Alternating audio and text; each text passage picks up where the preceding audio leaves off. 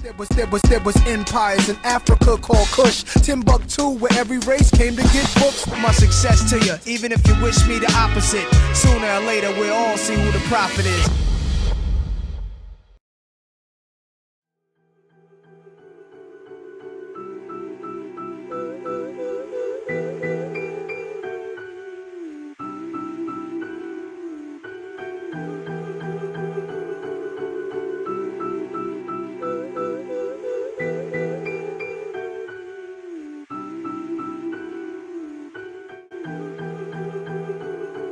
Seek out this young man to give him his props and his big up. We have ate some of the tastiest food you can imagine right here at the St. Vincent and Grenadines High Commission, and we even have a sample here in front of us.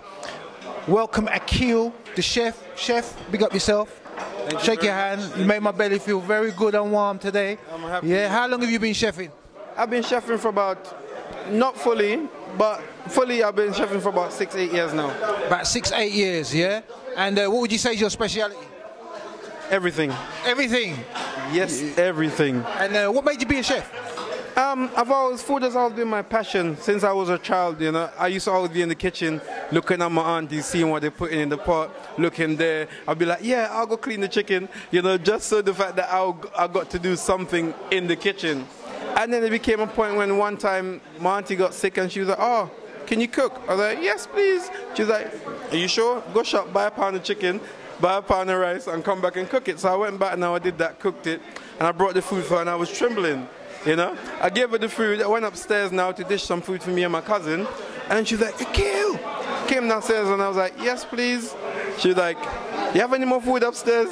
And that was the story. And from then, I started cooking, and you know, and then when I came to England from St. Vincent, I went to a chef. I went to Oxbridge College to study as a chef. Okay. You know, I have to big up Oxbridge College. They're really good. They're in the top 5 chef institutions in the country, which is quite good. You know, James Alford, which is my head lecturer, and he was quite good. James, Sandy, Jeff, everybody, Rob, everyone. It was amazing, and they opened my eyes to a whole heap of things that I never actually thought I could to think of in food, the way you do with it, what you do, you know, how it works, you know. So you got into the science of preparing and creating and making food, really? Yes. And where have you applied your trade? Where have you worked? I have worked in several institutes actually. Brook Green Hotel. I started as a chef there, ended up in a sous chef position. Then I went down to Duke's Head Hotel in Wellington, that was in Surrey. And from there, before that, I was actually head chef at IKEA. Okay, so you've been doing this for quite a while and you've got experience in corporate companies, in corporate. So how do they find your cooking? Because I tell you what, yeah, everybody I know loves the main course, but the afters is always the, as they say, the cherry on the cake. And you have an afters here to die for. This afters here that he's got here, take it from me. Describe it to them. Just describe it to them for me. Yeah? Well, what we've got here is, obviously, as you know, as St. Vincent, one of our main exports is bananas. So what I did was I kind of did a new ingenuity of it, you know. So it was a banana cheesecake with caramel. So you had 3 layers of caramel in there. Banana cheesecake with caramel and topped off with roasted almonds. Yeah, it was supposed to be with some nutmegs or something like that, but I left that bag at home. I hear you. So you just had to work with what you had? I had to work with what I had, but the almonds was part of the dish anyway, you know? We particularly roasted for that to a T. I'm glad you got some, because this went like, this flew off the table. I saved you the last slice. Yeah? I saved you the last. You're going to have to try it. I'm going to have to try this last slice here, live on TV. You hear what you say to I'm about to put it in my mouth, yeah? Almond cheesecake, triple layer of caramel, and an almond to top it off. And I can tell you, I've tasted it already. The almond. Banana cheesecake with almond. This thing here is the reason why I have to say to you is I love my Jay today. Why I say I love my job. Akil, this is superb. You need to patent this and get this in the shops. I'm telling you, bro. Yeah. You know, also later on this year, my cooking show will be released this year. We call Cooking Caribbean. So, like I said, cakes are not just my expertise. There's a lot of things I do. So that, what we can look out for? Cooking Caribbean, yeah? Yes, and Cooking Caribbean. That's coming from Akil. Yes, Akil Caruth, the chef. Akil Caruth, the chef. Yep. Here at the Caribbean Food and Drinks Expo, the press launch. Yeah, 2015. Look forward to Windrush Square. You going to be there? I will be everywhere. I'll be everywhere. You'll see me everywhere. Yeah. I'm telling you, I'll be there. Okay. Yeah? And I highly recommend banana cheesecake topped off with almond and nutmeg. Yep. Creme de la creme. Big up my brethren. Yep. Yeah. And thanks for coming to talk to us. As well, my catering company, Chocolate Factory Caterers. You can find us anywhere you find us. We're based in West London. You can check us online at www.chocolatefactory111.co.uk or 079-401-49577. That's 079-401-49577. Thank you very much, guys. You heard it from the chef. Yep. Like I says, make sure you check him out just for banana cheesecake. Superb. Tremendous. But, we out of here. Peace.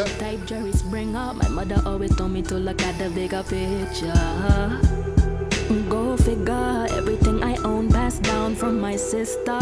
These times wish that I could be a singer long before Twitter, Facebook, and Instagram. Welcome back to the St. Vincent and Grenadines High Commission. We are here coming to a close of the Caribbean Food and Drink Expo. I have with me the two gentlemen who are the innovators of this excellent initiative. We have award-winning multimedia broadcaster, journalist, entrepreneur, Paul Roberts, and also as well publishing, promoting entrepreneur Tony Fairweather. Anybody who knows In Celebration of My Sisters would know of Tony. He's been going for 19 years, or Jerk Cookout would know very much of Tony. I'm going to speak to Tony first. Excellent initiative, I must say. As always, loving what you do, your work, you know, I mean, very professional. What made this whole thing came about? I actually started with David, and he came up with the idea of doing a food expo. And he was moving along with that day, and we sat down and had a chat, and I thought, what could I add to a really good idea? And this is where we've come up with the Caribbean Food and Drink. So it's a joint initiative between our two companies. And hopefully we're sending a message out to people, do that. Two black companies come work together and make things work. I like that, and let's get to the man whose idea it was then. All right, David, so your idea, and you specialise in bridging the gap between the Caribbean diaspora and the Caribbean, yeah? Yes, that is correct. That's what you do, right? Absolutely, yes. Yeah, and in doing so, what made you decide to bring this initiative forward? Well, over the past 5 years, what we've been doing quite effectively is linking Caribbean people within the diaspora with Caribbean in the region through CaribDirect.com, which is an online portal that pretty much broadcasts and publishes news on a daily basis. But what we did, we took that one step further by doing events at Caribbean High Commissions in the London area. And then we, last year, were supposed to have done an event that would have focused on trade and investment, particularly the raw aspect of trade and investment. That didn't come off, unfortunately. So we thought, well, okay, it's Christmas, we need to do something next year that can make us some money and that can help small to medium-sized businesses advance their lot, you know, commercially. So we thought of doing a Caribbean Food and Drink Expo, because we heard that there were a few attempts at that before that didn't work, and we thought, well, we'll give it a go and see how it pans out. And then when I thought of it in January, we called Tony, who we've been talking to the year before, in February, and I suggested to him that we come together because he has strengths in doing outdoor events, and as you mentioned, is In Celebration of My Sisters, and we have strengths in doing stuff and working with high commissions and Caribbean organizations, and he thought it was a great idea, and here we are today. Excellent. And this was the press launch, of course. What's the next stage that we're looking at for the Caribbean Food and Drinks Expo? The next stage is now to market this to the whole of the UK, to let people know we're doing this. We're doing it on the 10th and the 12th of July in Brixton, Windrush Square, and to let the public know that they're welcome. It's a free event. Bring your children, bring all your family along. It's a free event. You can eat, you can see free entertainment. If you want to eat, you eat. If you don't, just chill and enjoy.